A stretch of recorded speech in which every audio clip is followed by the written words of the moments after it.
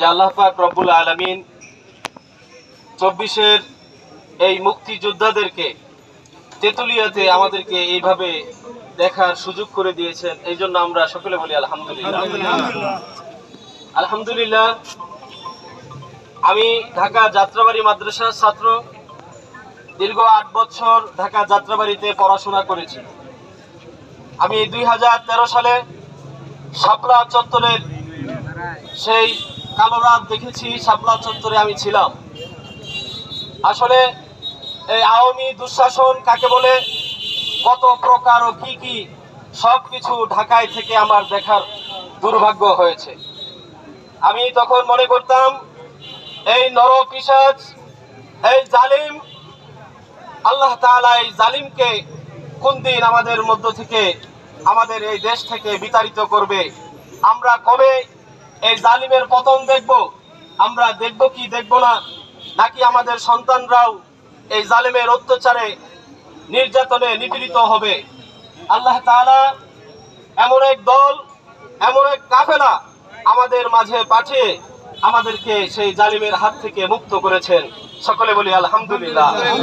তা আমরা সেই কাফেলা, সেই দল আজকে আমাদের তেতুলিয়ার ঐতিহাসিক তেঁতুলতলায় এভাবে হঠাৎ করে আসবেন আমি কল্পনাও করতে পারি নাই। আমি নামাজ পড়ে এসে তাদেরকে দেখে আমি অত্যন্ত খুশি হয়েছি। আমি দোয়া করি এনসিপি যে দল গঠন করেছে, আমরা সচেতন নাগরিক হিসাবে আমরা সব সময় এনসিপির সব ধরনের কার্যক্রম আমরা ফেসবুক, পেপার, পত্রিকাতে সব সময় পর্যবেক্ষণ করি, দেখি।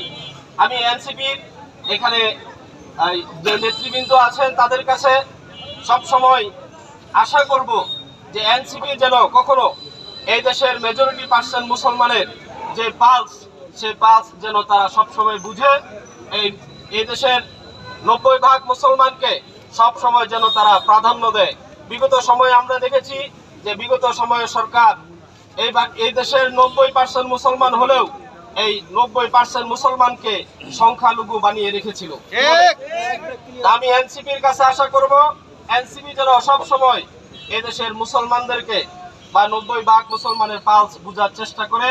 আমি এনসিপির উপস্থিত সকল নেতাকর্মী, বিশেষ করে নাহিদ ভাইকে ধন্যবাদ জানিয়ে আমার কথা শেষ করছি।